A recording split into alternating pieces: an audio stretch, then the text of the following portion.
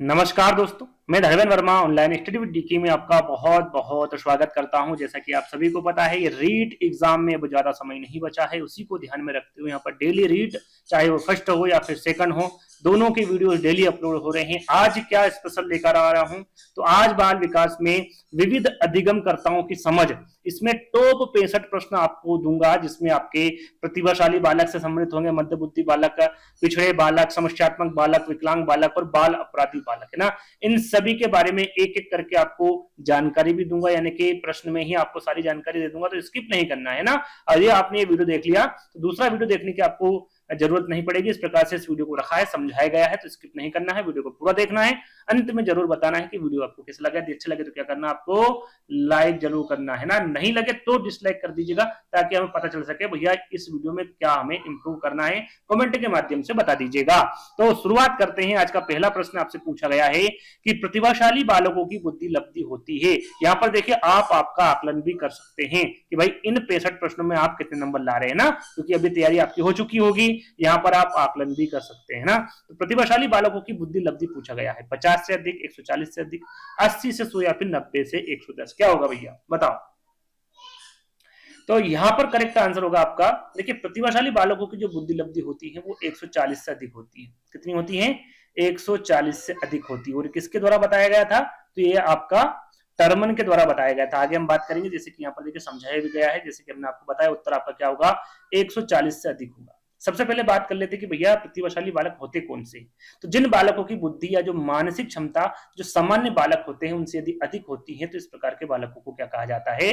प्रतिभाशाली बालक कहा जाता है। यहाँ पर उदाहरण भी हम आपको बताएंगे। उसके पहले यदि आपको पता नहीं है तो मैं आपको बता दूं, टर्मन और मेसिल। जैसे टर्मन यहाँ पर नाम आता है कि टर्मन ने बुद्धि लब्धि, जो आपके प्रतिभाशाली बालक होते हैं उनकी कितनी बताई है? तो 140 बुद्धि लब्धि बताई है, या फिर 140 प्लस जो होते हैं वो आपके प्रतिभाशाली बालक होते हैं। यदि उदाहरण हम जाने कि प्रतिभाशाली बालक होते क्या है, उदाहरण के तौर पर हम जाने तो ऐसे बच्चा जो भी अभी तो कितनी कक्षा में, कक्षा 5 में पढ़ रहा है, लेकिन वो कक्षा 7 और 8 की जो गणित के जो प्रश्न है उसको यदि हल कर रहा है, तो वो किस प्रकार का बालक होगा?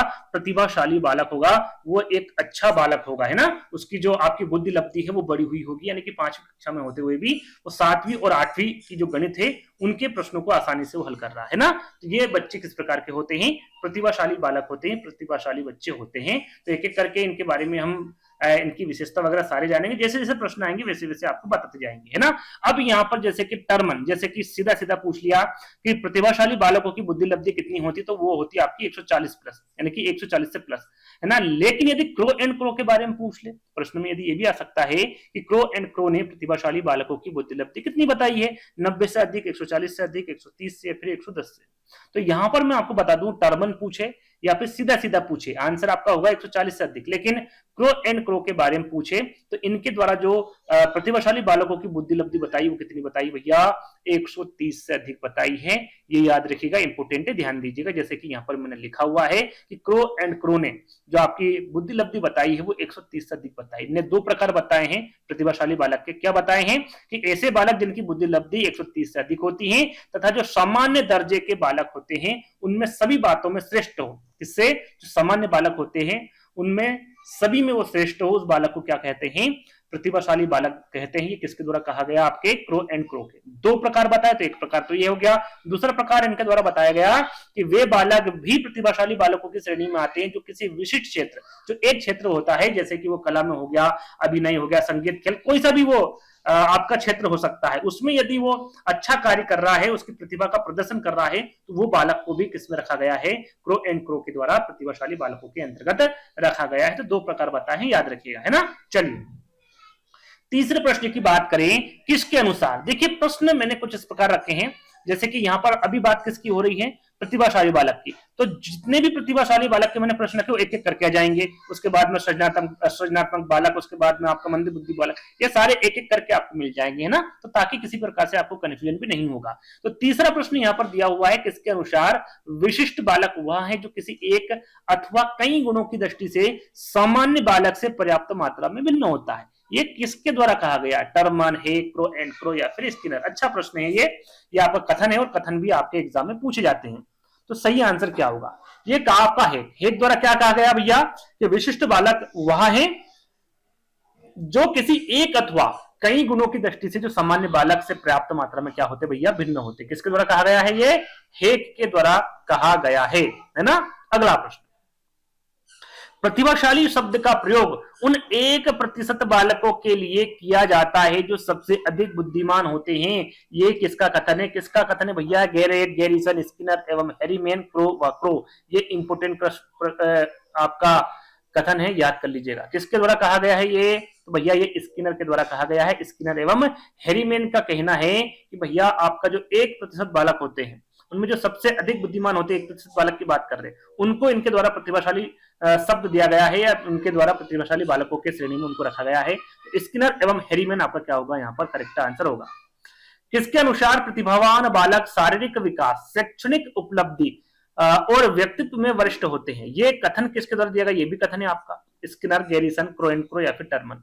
तो ये कथन दिया था आपका टर्मन के द्वारा, याद रखिएगा, इंपोर्टेंट कथन है ये भी, टर्मन के द्वारा दिया गया कथन है। ज्यादा समय आपका, चाहे ये वीडियो हो या फिर किसी वीडियो में, हम किसी भी प्रकार से कोई अलग बात नहीं करते हैं, प्रश्न फेस टू फेस आपको बात करते हैं, प्रश्न के बारे में ही आपको बताते हैं। तो आपको वीडियो यदि पसंद आता है तो अपने दोस्तों के साथ शेयर कर दीजिएगा, वीडियो को लाइक भी कर दीजिएगा।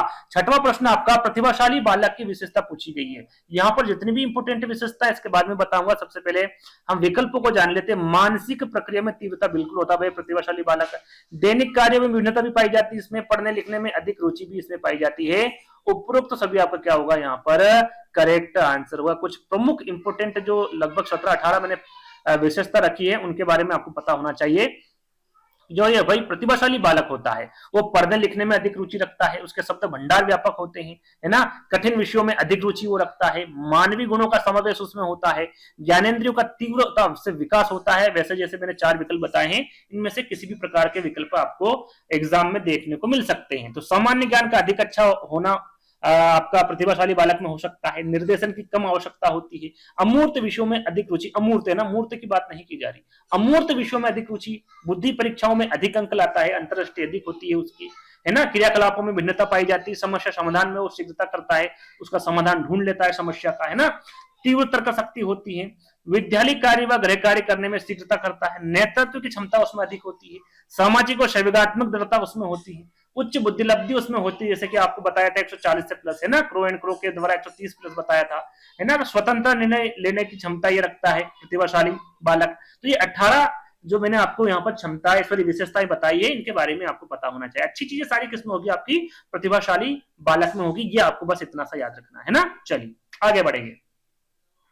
प्रतिभाशाली बालक की पहचान की जा सकती है भाई, किससे की जा सकती है? ये विद्यार्थी आसानी से सीख लेते, बिल्कुल सीख लेते आसानी से। इनका चिंतन स्पष्ट होता, बिल्कुल होता है चिंतन स्पष्ट। ये बालक कठिन कार्यों को आसानी से कर लेते हैं, ये भी आपका कर लेते हैं आपके प्रतिभाशाली बालक। तो क्या होगा यहाँ पर? उपरोक्त तो सभी आंसर करेक्ट होगा। अगला प्रश्न, संस्कृति की शिक्षा दी जानी चाहिए। संस्कृति की जो शिक्षा है ये किसको दी जानी चाहिए भैया? मंद बुद्धि बालकों को, सृजनशील बालकों को, प्रतिभाशाली बालकों को, या फिर इनमें से कोई नहीं? जितने भी बालक हैं, चाहे मंद बुद्धि हो, प्रतिभाशाली, सृजनशील, इन सबको अलग अलग शिक्षा दी जाती है। तो उनके बारे में हम जैसे जैसे प्रश्न आएंगे वैसे वैसे बात करेंगे। संस्कृति शिक्षा की बात करें तो ये किस में आ जाएंगे भैया? किसको दी जानी चाहिए शिक्षा? प्रतिभाशाली बालकों को दी जानी। जितनी भी शिक्षा है, जितनी अच्छी शिक्षा है, वो सब आपको प्रतिभाशाली बालकों को दी जानी चाहिए। तीसरा वाला विकल्प आपका करेक्ट होगा। जैसे कि यहाँ पर लिखा हुआ है भैया, प्रतिभाशाली बालकों को संस्कृति की शिक्षा के साथ साथ विशिष्ट कक्षाएं दी जानी चाहिए, पुस्तकालय सुविधा देनी चाहिए, विशेष पाठ्यक्रम सर्वांगीण विकास पर बल देना चाहिए,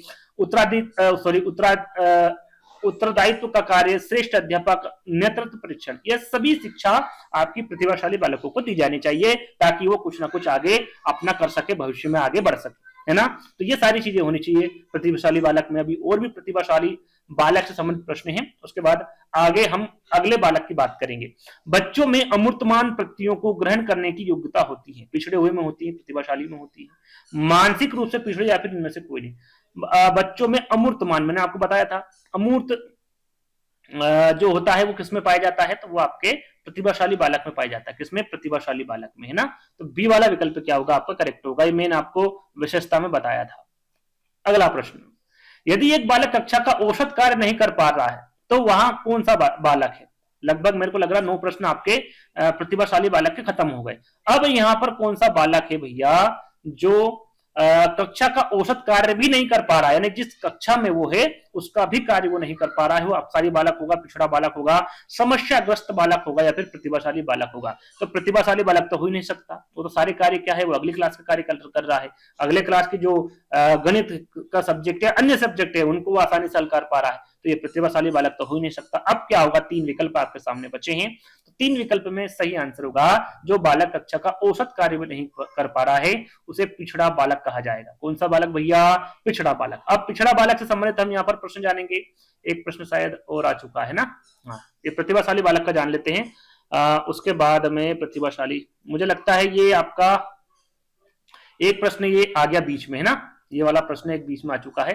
अभी प्रतिभाशाली बालकों के ही प्रश्न चलेंगे, दो चार प्रश्न हो रहे हैं, उसके बाद में हम आगे जानेंगे दूसरे बालक के बारे में।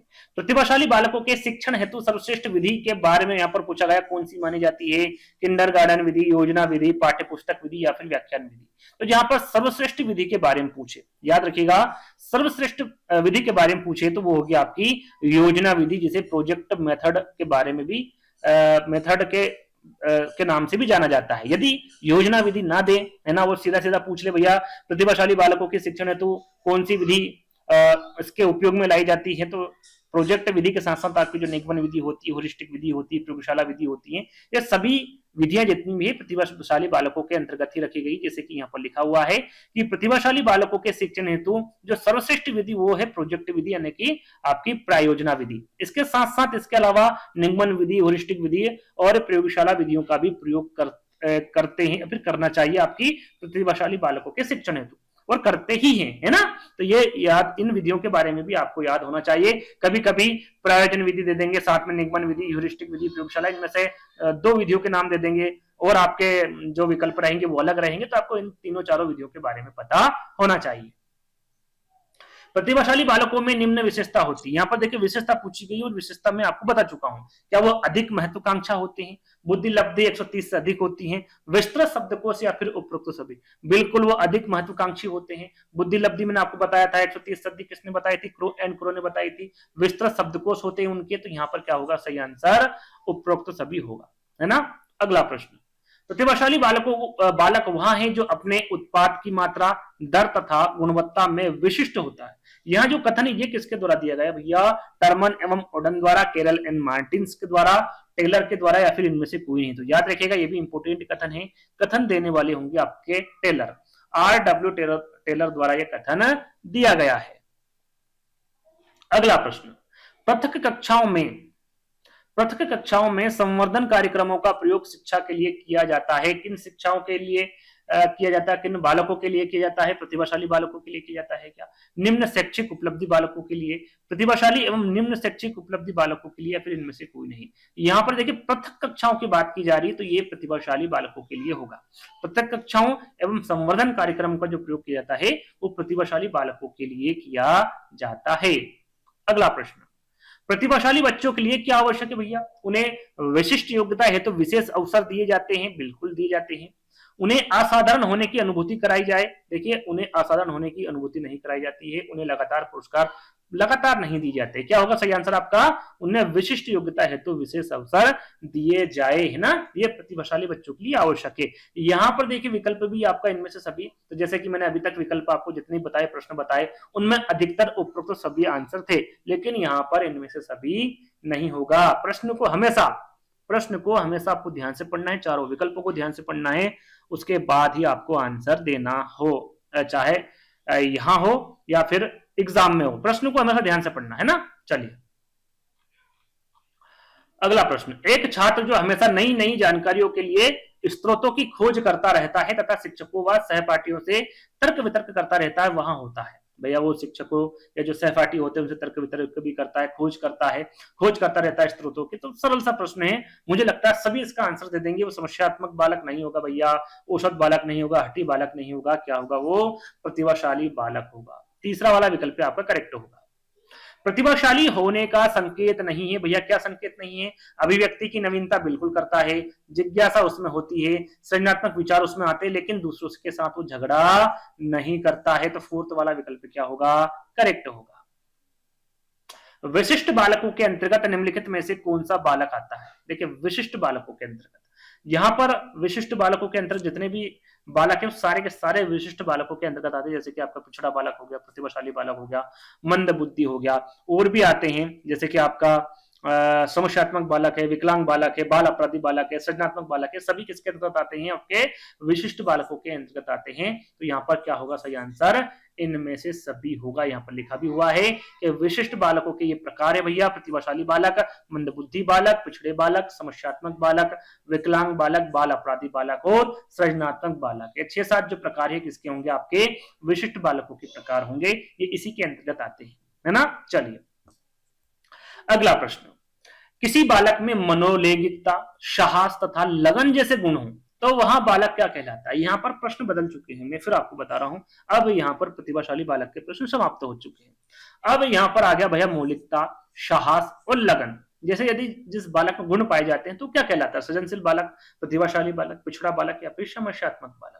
तो इस प्रकार का बालक होगा भैया सृजनशील बालक। क्या होगा? ये जो बालक आएगा आपका सृजनशील बालक में आ जाएगा। उदाहरण के तौर पे मैं समझाऊंगा। देखिए एक उदाहरण मैंने यहाँ पर रखा है, कुछ भी हो सकता है, शिक्षक हो सकता है, कोई सा भी पद हो सकता है। यदि वो उस पद पर कार्यरत है और वो कोई से भी क्षेत्र उसको अच्छा लगता है या फिर वो कोई से क्षेत्र में अच्छा करना चाहता है। देखिए यहाँ पर लिखा हुआ कोई व्यक्ति शिक्षक पद पर कार्यरत है लेकिन उसे पेंटिंग करने का बहुत शौक है ना। यदि दूसरे क्षेत्र में वो पारंगत है और वो सरकारी नौकरी कर रहा है या फिर अन्य क्षेत्र में है तो वो अच्छी पेंटिंग बना लेता है, तो वह अपने शिक्षक पद को छोड़कर पेंटिंग के क्षेत्र में अपना मुकाम बनाना चाहता है और बना भी सकता है। तो ऐसे जो व्यक्ति होते हैं, ऐसे जो बच्चे होते हैं वो किस में चले जाते हैं भैया? वो सृजनात्मक या फिर सृजनशील बालक में चले जाते हैं। उनमें ये गुण विद्यमान होता है और इस प्रकार के सारे बच्चे या फिर व्यक्ति कैसे होते हैं? सृजनात्मक कह लीजिए या फिर सृजनशील बालक कह लीजिए, है ना। याद रखिएगा, इंपोर्टेंट है। आगे हम बात करेंगे निम्न में से कौन सी सृजनात्मकता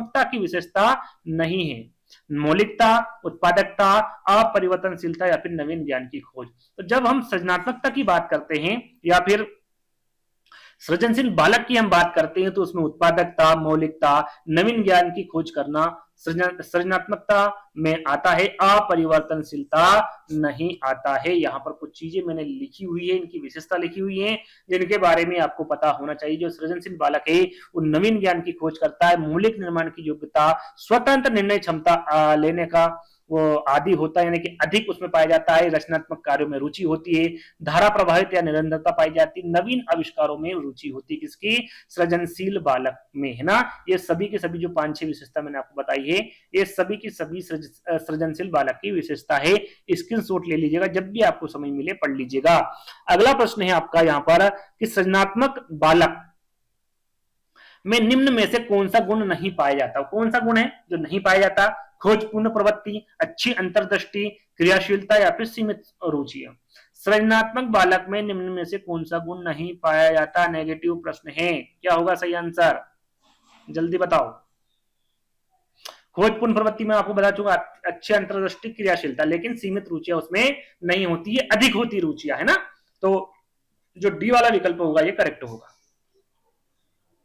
वह बालक जो सामान्य स्थिति से अलग हटकर सोच का विकास करता है एवं नवीन आविष्कार करने में सफल होता है वो क्या कहलाता है? प्रतिभाशाली, सृजनशील, बुद्धिमान या फिर समस्यात्मक बालक क्या कहलाता है?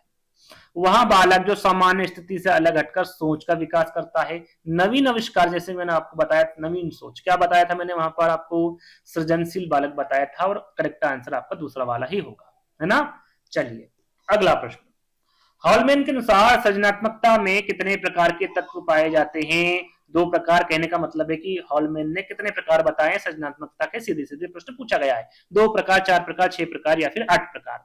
तो यहाँ पर देखिए आपके हॉलमैन के द्वारा भी बताया गया है और बाकर मेहंदी के द्वारा भी बताया गया है। तो यदि हॉलमैन के द्वारा पूछे तो इनके द्वारा 4 प्रकार बताए गए हैं और आपके यदि बाकर मेहंदी के द्वारा पूछे तो 3 प्रकार। जैसे मैंने यहाँ पर लिखा भी हुआ है, यहाँ पर आप देख सकते हैं कि हॉलमैन के अनुसार सृजनात्मकता के 4 प्रकार बताए या फिर 4 तत्व पाए जाते हैं भैया। पहला नवीनता, विलक्षणता, विस्मय और चौथा है अद्भुत, जिसे अनोखा चिंतन भी कहा जाता है। ये 4 जो प्रकार बताए हैं ये हॉलमैन ने बताए किसके? सृजनात्मकता के।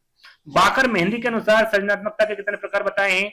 3 प्रकार बताए हैं, मौलिकता, प्रवाहिकता और लचीलापन। ये 3 प्रकार किसने बताए हैं? बाकर मेहंदी। किसके? सृजनात्मकता के, याद रखिएगा, है ना। चलिए असामान्य बालकों की पहचान किस प्रकार कर सकते हैं? अब यहाँ पर असामान्य बालकों के बारे में पूछा गया है। उनकी बुद्धि परीक्षा द्वारा, समाज मिति विधि द्वारा, उनकी शारीरिक जांच करके या फिर उक्त सभी प्रकार से। तो भैया उनकी बुद्धि परीक्षा द्वारा, समाज मिति विधि द्वारा और उनकी शारीरिक जांच करके आप असामान्य बालकों की पहचान कर सकते हैं। तो फोर्थ वाला विकल्प क्या होगा? करेक्ट होगा। जिन बालकों की शैक्षिक उपलब्धि अपनी आयु के अन्य बालकों से निम्न रहती है क्या कहलाते हैं? प्रश्न को ध्यान से पढ़िएगा। जिन बालकों की शैक्षिक उपलब्धि अपनी आयु के अन्य बालकों से निम्न रहती है यानी कम रहती है, यहाँ पर कम के बारे में पूछा गया है। क्या वो पिछड़ा बालक होगा, मंदबुद्धि बालक होगा, मंदित मना बालक होगा या फिर बाल अपराधी होगा? क्या होगा? 25 का। ये मैं आपको पहले बता चुका हूं, यानी कि थोड़ी देर पहले एक प्रश्न आया था बीच में, है ना, आपका प्रतिभाशाली बालक के बीच में एक प्रश्न आया था, उसमें इसके बारे में आपको बता चुका हूं। कौन सा बालक होगा? ये पिछड़ा बालक होगा। कौन सा होगा? पिछड़ा बालक। याद रखिएगा। एक उदाहरण के तौर पर समझाऊं तो एक बालक, देखिए यहां पर ध्यान दीजिएगा, ये मंदबुद्धि बालकों में नहीं आता पिछड़ा बालक। क्यों नहीं आता है? क्योंकि ये एक बालक विज्ञान व गणित विषय में 85% तक के अंक लाता है, लेकिन अन्य विषयों में वो फेल हो जाता है। तो यहां बालक मंदबुद्धि बालक ना होकर क्या कहलाएगा? पिछड़ा बालक कहलाएगा, क्योंकि वो किसी ना किसी विषय में अपना अच्छा योगदान दे रहा है, उसकी अच्छी पकड़ है ना, किसी ना किसी विषय में वो कमजोरी जिसमें फेल हो रहा है ना। तो याद रखिएगा, इस प्रकार के बालक किसमें आएंगे? आपके पिछड़े बालक में आएंगे, है ना। चलिए, पिछड़ा बालक वह है जो अपने पाठशाला जीवन के मध्य में अपनी आयु के अनुरूप सामान्य कक्षा से नीचे की कक्षा का कार्य न कर सके।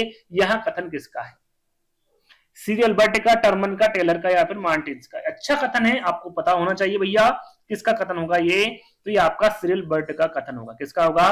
सीरियल बर्ट का कथन होगा। दो कथन और बताऊंगा जिसके बारे में आपको पता होना चाहिए। यदि आपसे पूछे कि सामान्यतः पिछड़े बालक की श्रेणी में वे बालक आते हैं जिनकी शैक्षिक उपलब्धि उनकी स्वाभाविक योग्यता से कम होती है, तो ये बाटल हॉर के द्वारा कहा गया है। यदि आपसे पूछा जाए कि पिछड़ा बालक वहां होता है जो अपनी आयु स्तर के बालकों की तुलना में उल्लेखनीय शैक्षणिक क्या होगा भैया? शैक्षिक कमजोरी प्रस्तुत करते हैं। इस प्रकार के बालक को क्या कहा गया? पिछड़ा बालक। किसके द्वारा? सोनेल के द्वारा कहा गया है। तो दो कथन और याद कर लीजिएगा, इंपोर्टेंट हैं। आगे हम बात करेंगे 27वें प्रश्न की। तो मानसिक रूप से पिछड़े बालकों के लिए निम्न में से कौन सी व्यू रचना कार्य करेगी? कार्यों को मूर्त रूप से समझना, विद्यार्थियों को लक्ष्य निर्धारित करने के लिए प्रोत्साहित करना, स्वयं अध्ययन के अवसर प्रदान करना या फिर सहायता के लिए बाहर के संसाधनों को प्राप्त करना? क्या होगा सही आंसर? यहां पर देखिए, मानसिक रूप से पिछड़े बालकों के बारे में बात की जा रही। मैंने आपको अमूर्त कार्यों के बारे में बताया था, वो प्रतिभाशाली बालक करता, लेकिन यहाँ पर कार्यों को मूर्त रूप से समझना ये आपका मानसिक रूप से पिछड़े बालकों के अंतर्गत आ जाएगा। ये आपका व्यू रचना होगा। पहले इस कार्य आपको करना होगा, इस प्रकार के कार्य आपको करना होगा, है ना। तो पहला वाला विकल्प आपको क्या होगा? करेक्ट होगा। पिछड़े बालकों की बुद्धि लब्धि भैया 80 से 90। प्रश्न में ही मैंने आंसर लिख दिया ना, प्रश्न मैंने खुद से बनाया था। चलिए, इसका आंसर आपको पता चल गया। पिछड़े बालक की बुद्धि लब्धि कितनी होती भैया? 80 से 90, है ना। 80 से 89 होती। याद रखिएगा, इंपोर्टेंट है। पिछड़े बालक की बुद्धि लब्धि पूछे तो वो 80 से 89, 80 से 89 होती है। ये आपको याद रखना है। चलिए, अगला प्रश्न। पिछड़े बालक की विशेषता। यहाँ पर देखिए, पिछड़े बालक की विशेषता पूछी गई है। कुछ में 7-8 विशेषता आपको इसके बाद बताऊंगा। यहाँ पर क्या विशेषता होगी? सीखने की धीमी गति बिल्कुल पिछड़े बालक में होती है। जीवन में निराशा का अनुभव यह करता है। समाज विरोधी कार्यों की प्रवृत्ति इसमें पाई जाती है। करेक्ट आंसर आपका क्या होगा? उपरोक्त सभी होगा। यहाँ पर कुछ विशेषता मैंने रखी है जिनके बारे में आपको पता होना चाहिए। ऐसे बालक कक्षा कार्य व गृह कार्य समुचित ढंग से करने में क्या होते भैया? असमर्थ होते हैं। ये पिछड़े बालक की श्रेणी में आते हैं। ऐसे बालकों में जीवन के प्रति निराशा रहती है, ये आपके पिछड़े बालक में आते हैं। मानसिक रूप से अस्वस्थ रहते हैं, ये आपके पिछड़े बालक में आते हैं। ऐसे बालकों की विद्यालय शैक्षिक उपलब्धि तथा परीक्षा उपलब्धि उनकी बुद्धि की तुलना में क्या होती है? प्रायः कम होती है। कुसमायोजित व्यवहार ये करते हैं। विद्यालय के सामान्य पाठ्यक्रम तथा शिक्षक विधियों से लाभ उठाने में विफल रहते हैं। समाज विरोधी कार्य करने की प्रवृत्ति होती है और इनकी बुद्धि लब्धि में आपको बता चुका हूं 80 से 89 होती है ना। 80 से 89 पिछड़े बालक की बुद्धि लब्धि होती है। ये इंपोर्टेंट है, ध्यान दीजिएगा। तो 8 ये इंपोर्टेंट आपके यहां पर विशेषता थी पिछड़े बालक की, जो कि पता आपको होनी चाहिए। चलिए, अगला प्रश्न है। आजकल पिछड़ेपन के क्षेत्र में किए जाने वाला अधिकांश अनुसंधान यह सिद्ध करता है कि उचित ध्यान दिए जाने पर पिछड़ा बालक शिक्षा में प्रगति कर सकता है। ये किसके शब्द है, किसका कथन है? स्टोन्स के, कुप्पुस्वामी के, सिरिलबर्ट के, सोनेल एवं सोनेल के। किसका है ये कथन? तो याद रखिएगा ये कथन कहा भैया स्टोन के द्वारा ये कथन कहा गया है। पहला वाला विकल्प आपका करेक्ट होगा। निम्न में से कौन सा कारण पिछड़ेपन के लिए उत्तरदायी नहीं है? देखिए यहाँ पर नेगेटिव प्रश्न पूछा गया, भाई पिछड़ेपन का कारण कौन सा नहीं है? परिवार में क्लेश की स्थिति, ज्ञानेंद्रियों का दोष, वातावरण के साथ समायोजन की समस्या, या फिर खेलकूद हेतु समय की कमी। तो यदि आपको यहाँ पर खेलकूद हेतु समय की कमी लगती है, समय नहीं मिल पा रहा है, तो ये पिछड़ेपन का कारण नहीं है। पिछड़ेपन का कारण क्या होगा आपका? आप परिवार में क्लेश की स्थिति यानी लड़ाई झगड़ा होता है, वो आपका पिछड़ेपन का कारण हो सकता है। ज्ञानेंद्रियों का दोष हो सकता है, वातावरण के साथ समायोजन की समस्या हो सकती है, खेलकूद हेतु समय की कमी नहीं होगी। फोर्थ वाला विकल्प आपका करेक्ट होगा। पिछड़े बालक के लिए किस तरह के विद्यालयों की स्थापना होनी चाहिए? प्राथमिक विद्यालय की, उच्च प्राथमिक विद्यालय की, विशिष्ट विद्यालय की, या फिर निम्न स्तर के विद्यालय की? सरल सा प्रश्न, 4 विकल्प पढ़ेंगे तो आंसर आपके सामने होगा। करेक्ट आंसर क्या होगा भैया? किस विद्यालयों की स्थापना होनी चाहिए? विशिष्ट विद्यालयों की स्थापना होनी चाहिए। मानसिक रूप से पिछड़े बालक की विशेषता नहीं। देखिए यहाँ पर प्रश्न को ध्यान से पढ़ना है।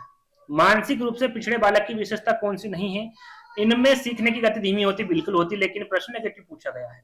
इनमें लघु अवधान विस्तार होता है, बिल्कुल होता है। ये शारीरिक विकास में पिछड़े जाते हैं, बिल्कुल पिछड़े जाते हैं। लेकिन यहाँ पर देखिए विशेषता कौन सी नहीं है ये पूछा गया है। ये बालक संवेगात्मक रूप से स्थिर होते हैं। देखिए ये जो बालक होते हैं ये संवेगात्मक रूप से स्थिर नहीं होते हैं। लेकिन यहाँ पर प्रश्न में क्या पूछा गया? कौन सी विशेषता नहीं है? तो आपकी जो दूसरी वाली विशेषता है ये नहीं होगी आपकी पिछड़े बालक की, है ना। याद रखिएगा दूसरा वाला विकल्प आपका क्या होगा? करेक्ट होगा। ये दूसरा प्रश्न, दूसरा विकल्प करेक्ट होगा ना, ये गलत होगा। अगला प्रश्न, पिछड़े बालकों की पहचान के लिए कौन सा परीक्षण किया जाना चाहिए? पिछड़े बालकों की पहचान के लिए सामूहिक परीक्षण, व्यक्तिगत बुद्धि परीक्षण, उपलब्धि परीक्षण, या फिर उपरोक्त सभी? तो पिछड़े बालकों की पहचान के लिए आपका सामूहिक परीक्षण भी होगा, व्यक्तिगत परीक्षण भी, व्यक्तिगत बुद्धि परीक्षण और उपलब्धि परीक्षण, है ना। उपरोक्त सभी यहाँ पर आपका क्या होगा? करेक्ट आंसर होगा। चलिए अगला प्रश्न, पिछड़ापन बालक या फिर पिछड़ा बालक की सीखने की किस गति का घोतक है? पिछड़ा बालक की सीखने की किस गति का घोतक है? तीव्र गति का, मंद गति का, औसत गति का, या फिर गुणांक गति का? इसके पहले हमने एक प्रश्न देखा था जिसमें पूछा गया था आपसे कि मानसिक रूप से पिछड़े बालक की विशेषता कौन सी नहीं है। पहला क्या बताया था मैंने? इनमें सीखने की गति क्या होती है? धीमी होती है, यानी कि मंद होती है। तो आपका क्या होगा? घोतक मंद गति होगा। दूसरा वाला विकल्प आपका करेक्ट होगा। जिनकी मानसिक योग्यता सामान्य बालकों से कम तथा सीखने की गति धीमी होती है, ऐसे बालक क्या होगा? ऐसे बालक किस में होगा? मानसिक योग्यता सामान्य बालकों से क्या होगी भैया? कम होगी। अब यहां पर बताना वो कौन से बालक होंगे? पिछड़ा बालक, मंद बुद्धि बालक, सृजनात्मक बालक, या फिर बाल अपराधी। तो इस प्रकार के बालक को किस में रखा गया भैया? मंद बुद्धि बालकों में रखा गया है। मंद बुद्धि आपका करेक्ट आंसर होगा, है ना। मंद बुद्धि का एक उदाहरण मैं आपको सामने प्रस्तुत कर रहा हूं। रोहन कक्षा 5 में पढ़ता है, उसकी कक्षा के सभी बच्चे जोड़, बाकी, गुणा, भाग शीघ्र कर लेते हैं, है ना।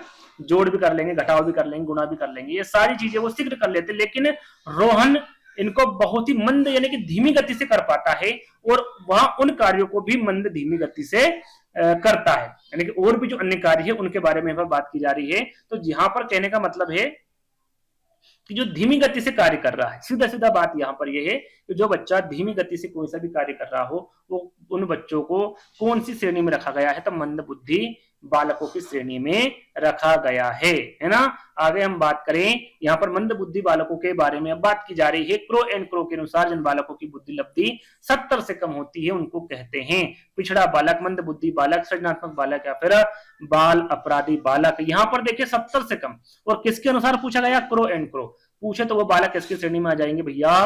मंद बुद्धि बालक की श्रेणी में आ जाएंगे। यदि यहाँ पर टर्मन के अनुसार पूछा जाता तो इनके द्वारा जो बुद्धि लब्धि बताई गई है मंद बुद्धि बालक की, वो आपके 79 से 90 बताई गई है ना, टर्मन के अनुसार। वैसे यहाँ पर लिखा है, शायद मैंने हाँ लिखा हुआ है कि मंद बुद्धि बालक की टर्मन की बुद्धि लब्धि कितनी बताई? टर्मन ने 76 से 90, 76 नहीं है ना, ये मिसप्रिंट हुआ है, 76 नहीं है, ये 79 है ना, 79 से 90 ये किसके द्वारा बताई गई है? टर्मन के द्वारा। चलिए अगला प्रश्न है, हस्तशिल्प की शिक्षा दी जानी चाहिए। अब ये किसको दी जानी चाहिए? मंदबुद्धि बालकों को, सृजनशील बालकों को, प्रतिभावान बालकों को, या फिर उक्त सभी को। जैसे कि हमने थोड़ी देर पहले जिक्र किया था संस्कृति के बारे में। संस्कृति की जो शिक्षा है हमने प्रतिभाशाली बालकों के लिए बात की थी। अब यहाँ पर हस्तशिल्प शिक्षा की बात की जा रही है। तो ये जो शिक्षा है ये आप मंदबुद्धि बालकों के लिए रख सकते हैं, यानी कि मंदबुद्धि बालक यहाँ पर आपका आएगा। और भी शिक्षा है जिसके बारे में आपको पता होना चाहिए। इसके अलावा मंद बालकों की शिक्षा होगी वो विशिष्ट कक्षा, मॉन्टेसरी पद्धति का प्रयोग आप कर सकते हैं, आत्मविश्वास की भावना का विकास कर सकते हैं, व्यक्तिगत ध्यान देना, श्रव्य दृश्य सामग्री का प्रयोग कर सकते हैं मंदबुद्धि बालकों के लिए। तो ये सारी शिक्षा आपकी मंदबुद्धि बालकों के लिए उपयोगी होगी, ये आपको याद रख लेना है। आगे हम बात करेंगे अगले प्रश्न की, निम्नलिखित में से कौन सा कारक मंदबुद्धि बालकों की विशेषता नहीं। देखिए नेगेटिव प्रश्न यहाँ पर पूछा गया है, कुछ इंपोर्टेंट यहाँ पर मैं विशेषता बताऊंगा, लेकिन यहाँ पर पूछा क्या गया है, नेगेटिव प्रश्न पूछा गया है, कौन सी विशेषता नहीं है मंदबुद्धि बालक की। सीखने की मंद गति, शारीरिक दोष, अमूर्त चिंतन का अभाव, या फिर मौलिकता। यहाँ पर मौलिकता लिखा हुआ, क्या होगा सही आंसर? तो मैंने मौलिकता किसकी बताई थी, याद करिए। चलिए ये प्रश्न आपका क्यूज के तौर पर दे रहा हूं। अभी थोड़ी देर पहले मैंने मौलिकता के बारे में आपको बताया था, ये विशेषता किसकी है, कमेंट्स के माध्यम से आपको बताना है। यहाँ पर इसका क्या सही आंसर होगा भैया? मौलिकता ही होगा, जैसे कि मैं आपको बता चुका हूं। और यहाँ पर आगे हम इसकी विशेषताओं के बारे में जान लेते हैं। वैसे आपके सीखने की मंद गति, शारीरिक दोष और अमूर्त चिंतन का अभाव होता है मंद बुद्धि बालक में। और भी कई यहाँ पर मैंने इनकी विशेषता रखी है। इन बालकों में आत्मविश्वास की कमी होती है जो मंदबुद्धि बालक होते हैं। यहाँ पर देखिए, यदि आपसे मंदबुद्धि बालकों की बुद्धि लब्धि पूछे तो कहीं कहीं आपके 80 से 90 आपको मिल जाएंगे, कहीं कहीं आपको 79 से 90 मिल जाएगा, कहीं कहीं आपको यहाँ पर 80 से 89 मिल जाएगा। तो ये आपको कंफ्यूज नहीं होना है, सभी की सभी बुद्धि लब्धि किसकी होगी? मंदबुद्धि बालक की होगी, है ना। लेकिन यदि यहाँ पर क्रो एंड क्रो के बारे में पूछे कि भैया इसकी बुद्धि लब्धि कितनी बताई गई है क्रो एंड क्रो द्वारा, तो इन्होंने 70 से कम बताई है। इस पर आपको विशेष ध्यान देना है। सीखने की जो मंद गति होती है वो किसकी होती है? मंदबुद्धि बालकों की होती है। जटिल परिस्थितियों में सीखने में असफल होते हैं ये बालक हमेशा भय से ग्रस्त होते हैं, सीखी गई बात को अभिव्यक्त नहीं कर सकते हैं आपके मंदबुद्धि वाले बालक। सामाजिक व संवेगात्मक समायोजन तथा सृजनात्मकता का भी इनमें अभाव रहता है, किसमें? आपके मंदबुद्धि बालक में। तो ये 7 जो मैंने विशेषता बताई हैं ये आपकी किसकी होगी? मंदबुद्धि बालक की होगी। आगे हम बात करें, मानसिक रूप से मंद बालकों में कितने प्रकार की बीमारियां देखी गई है। ये इंपोर्टेंट है भैया, 2 प्रकार, 4, 5 या फिर 6। तो हमेशा याद रखिएगा 4 प्रकार की। कितने प्रकार की? 4 प्रकार की। अब 4 प्रकार कौन कौन से यहाँ पर लिखा हुआ है कि मानसिक रूप से मंद बालकों में 4 प्रकार की बीमारियां देखी जाती है। एक होती है आपकी मंगोलिज्म, दूसरी होती है केटेनिज्म, तीसरी होती है हाइड्रोसिफेली, और चौथी होती है माइक्रोसिफेली, है ना, माइक्रोसिफेली। ये 4 प्रकार की आपकी बीमारियां होती है मानसिक रूप से मंद बालकों में। तो इन चारों प्रकारों के बारे में आपको पता होना चाहिए। अगला प्रश्न है, स्किनर के अनुसार मंदबुद्धि बालक की विशेषता के बारे में पूछा गया है। भैया आत्मविश्वास का अभाव, जैसे कि मैंने क्या बताया था आपको, बताया था आत्मविश्वास का अभाव होता है, दूसरों को मित्र बनाने की अधिक इच्छा में जागृत होती है, संवेगात्मक और सामाजिक असमायोजन होता है। तो क्या होगा आपका आंसर? उपरोक्त सभी होगा। कम गति से सीखने वाले बच्चों के लिए अध्यापक को क्या करना चाहिए? टोली शिक्षण बिल्कुल करना चाहिए, अतिरिक्त ध्यान व शिक्षण बिल्कुल देना चाहिए, प्रोत्साहन उनको करना चाहिए। तो यहाँ पर क्या आएगा करेक्ट आंसर? इनमें से सभी। समस्यात्मक बालक के बारे में प्रश्न आ चुके हैं। समस्यात्मक बालक होते हैं झूठ बोलने वाले, क्रोध करने वाले, कक्षा में देर से आने वाले, या फिर ये सभी। तो जहां पर समस्यात्मक बालक की बात की जाए तो झूठ बोलने वाले, क्रोध करने वाले और कक्षा में देर से आने वाले, ये तीनों ही गुण किसके होंगे भैया? समस्यात्मक बालक के होंगे, है ना। याद रखिएगा ये सभी समस्यात्मक बालक जो होते, झूठ बोलने वाले, क्रोध करने वाले, कक्षा में देर से आने वाले, साथ में स्कूल से भाग जाने वाले विद्यार्थी क्या होते हैं? समस्यात्मक बालक की श्रेणी में आते हैं। अगला प्रश्न, किसने कहा है कि अनुवांशिक लक्षण अपराधी प्रवृत्ति को प्रोत्साहित करते हैं? अनुवांशिकी लक्षण के बारे में यहाँ पर बात की जा रही है कि भाई जो अनुवांशिकी लक्षण है वो अपराधी प्रवृत्ति को प्रोत्साहित करता है। ये वैलेंटाइन, स्किनर, गुड या फिर थॉमसन, किसके द्वारा कहा गया है? तो याद रखिएगा ये आपका वैलेंटाइन द्वारा कहा गया है। पहला वाला विकल्प आपका करेक्ट होगा। बुद्धि और सृजनात्मकता में कैसा संबंध पाया गया है? नकारात्मक, सकारात्मक, समानांतर या फिर व्यक्त? सरल सा प्रश्न है। बुद्धि और सृजनात्मकता की बात की जा रही है तो दोनों में सकारात्मक संबंध पाया गया है। बाल अपराधी बालक के बारे में पूछा गया है। बाल अपराधी बालक से प्रश्न अब आएंगे आपको आपके सामने। भैया ये स्नेह तथा नैतिकता का अभाव पाया बिल्कुल पाया जाता है। स्वभाव से ही अशांत होते हैं, दुश्मनी का भाव रखने वाले होते हैं। तो ये सभी यहाँ पर ये तीनों के तीनों विशेषता किसकी है? आपकी बाल अपराधी बालक की है। यहाँ पर मैं विशेषता भी आपको बताऊंगा, है ना। सबसे पहले जो प्रश्न है उसका आंसर मैं आपको बता चुका हूं ये सभी। अब यहाँ पर बाल अपराधी बालक के बारे में देखते हैं। भाई बाल अपराधी जो बालक होता है ये पुष्ट मांसपेशियों से युक्त या फिर आयताकृति आकार के होते हैं। बाल अपराधी बालक स्वभाव से अशांत होते हैं, शीघ्र उद्वेलिन हो जाते हैं और विध्वंसात्मक प्रवृत्ति, आक्रामक प्रवृत्ति के होते हैं। ऐसे बालक संदेही, द्वेषपूर्ण तथा दुश्मनी के भाव रखने वाले बालक होते हैं। ये सभी बाल अपराधी की श्रेणी में आते हैं। ऐसे बालकों में स्नेह तथा नैतिकता का अभाव होता है। ऐसे बालक समस्याओं का सही तरीके से हल करने में कम रुचि रखते हैं, कि वो समस्या का समाधान भी नहीं करना चाहते हैं। यदि उदाहरण हम देखें तो कई बार आपने पेपर या फिर टीवी में आए दिन देखते रहते होंगे कि भैया आजकल बाल अपराध बहुत बढ़ रहा है। कक्षा 4 के एक छात्र ने अपने सीट के पास बैठने वाले मित्र को गोली मार दिया, आपने देखा होगा, है ना।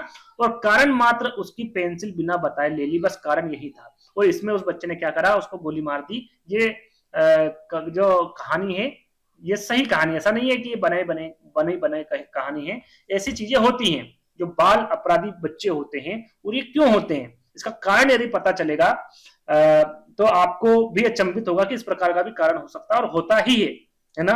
और ये चीजें आपके सभी के जीवन में होती हैं। आपने देखा होगा घर के बाहर, घर के अंदर, है ना, लड़ाई झगड़े होते हैं, है ना। तो ये सारी चीजें जो बच्चा है वो दिमाग में बैठा लेता है और वही सारी चीजें से वो क्या बन जाता है, बाल अपराधी बन जाता है। कि जब उस छात्र के बारे में व्यक्ति इतिहास विधि के माध्यम से जानकारी ली गई तो पता चला कि वहां जहां रहता है उस घर का तथा उसके आसपास का वातावरण लड़ाई झगड़े वाला तथा मारपीट करने वाला था, है ना। इससे वो बच्चा क्या बन गया, बाल अपराधी बन गया। उसके दिमाग में वही सारी चीजें घूमती रहती होगी, है ना। उससे उसने इस प्रकार का कदम उठा लिया। तो इस प्रकार के जो कदम उठाते हैं, इस प्रकार के जो बच्चे होते हैं वो बाल अपराधी बालक होते हैं, है ना। तो बाल अपराधी का कारण कौन सा नहीं है? गरीबी, उचित घरेलू वातावरण, शारीरिक दोष, असफलता। तो यहाँ पर देखिए गरीबी भी हो सकता है, शारीरिक दोष भी हो सकता है, असफलता भी हो सकता है, उचित घरेलू वातावरण नहीं हो सकता। यदि उचित घरेलू वातावरण बच्चों को मिल जाता तो बाल अपराधी की श्रेणी में नहीं होता, है ना। तो यहाँ पर आपका जो बी वाला विकल्प है वो सही होगा। कुछ कारण यहाँ पर आपको बता देता है, जैसे कि शारीरिक कारण हो सकता है, सामाजिक कारण, विद्यालय संबंधित कारण, सामाजिक कारण बहुत ज्यादा देखा गया है ना। पारिवारिक कारण हो सकता है, संवाद वाहन के संसाधन, सांस्कृतिक कारण, मनोवैज्ञानिक कारण और अनुवांशिकी कारण। ये सारे के सारे कारण किसके होंगे? बाल अपराध के कारण होंगे। बाल अपराध का मनोवैज्ञानिक कारण क्या भैया? अवरुद्ध इच्छा है, युद्ध है, गुणसूत्र है, यौनांगों का तीव्र विकास। बाल अपराध का मनोवैज्ञानिक कारण पूछा गया है। तो मनोवैज्ञानिक जो कारण पाया गया है वो अवरुद्ध इच्छा होगी। क्या होगा भैया? अवरुद्ध इच्छा। पहला वाला विकल्प आपका सही होगा। बाल अपराध के लिए जिम्मेदार शैक्षिक कारणों में निम्नलिखित में से कौन सा कारण नहीं है? देखिए नेगेटिव प्रश्न पूछा गया है। अध्यापक द्वारा अनुचित दंड, मूल्यांकन में पक्षपात, खराब संगत या फिर विद्यालय से भाग जाना।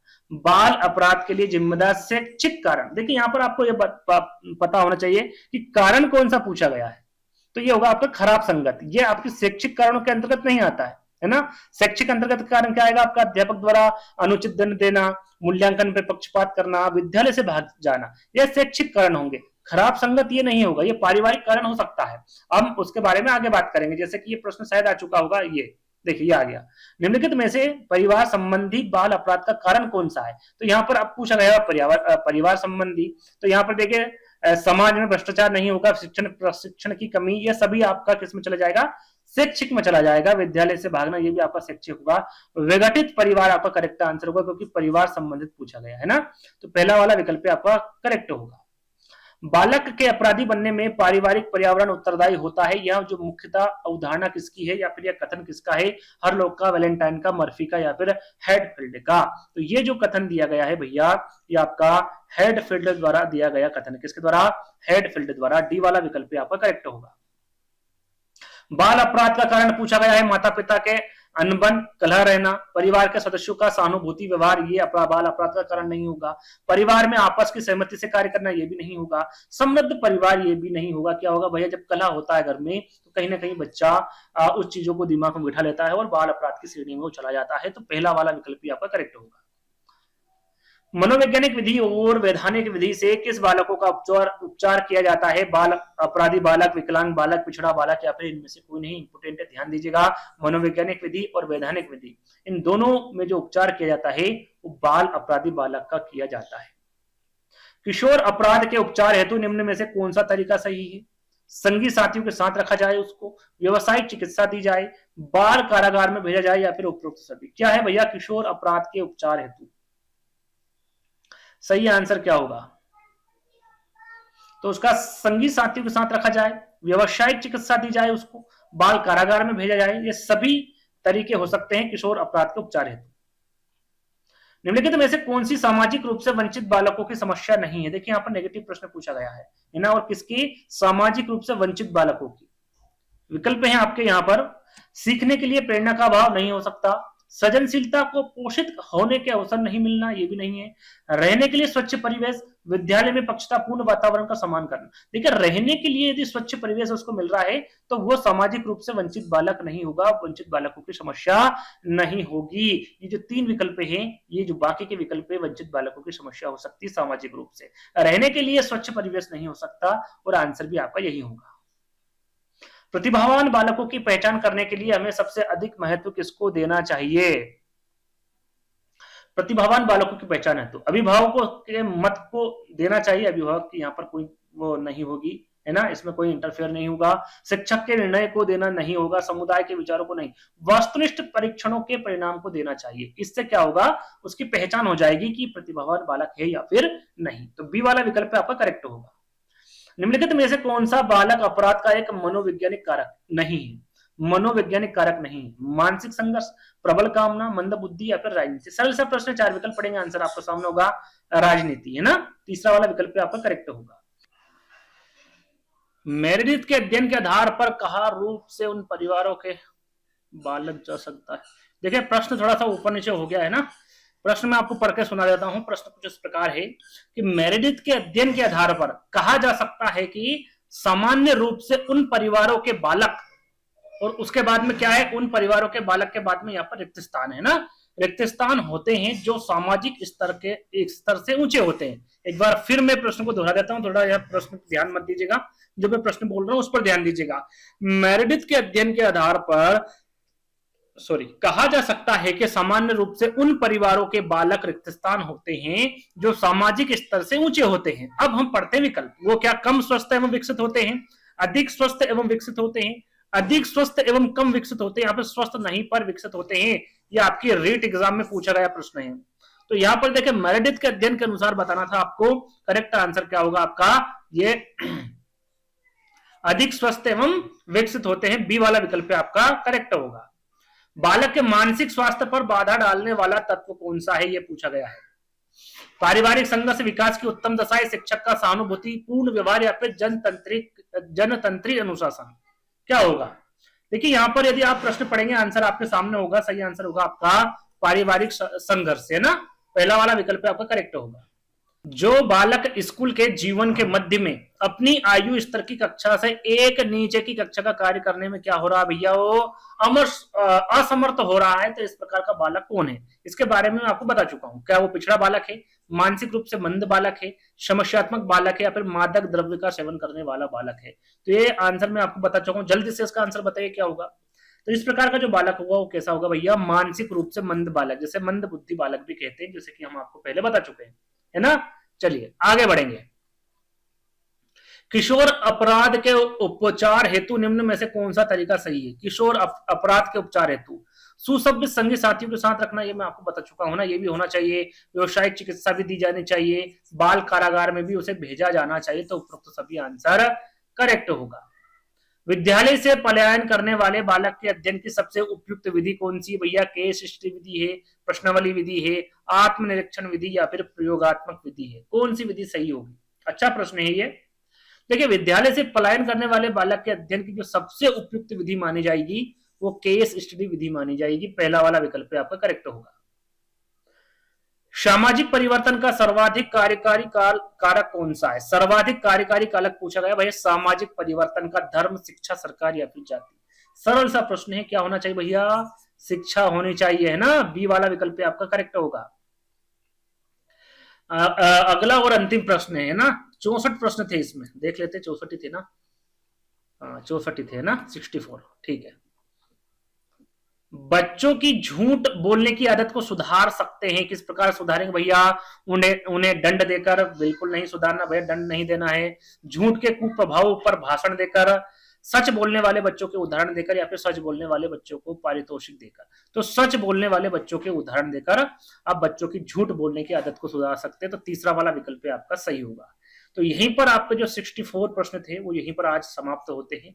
आज का वीडियो आपको कैसा लगा कमेंट्स के माध्यम से बताइएगा। अच्छा लगे तो वीडियो को लाइक करना, शेयर करना है, चैनल को सब्सक्राइब कर लेना है। तो जल्द ही दोस्तों एक नई वीडियो के साथ मिलेंगे, तब तक के लिए धन्यवाद।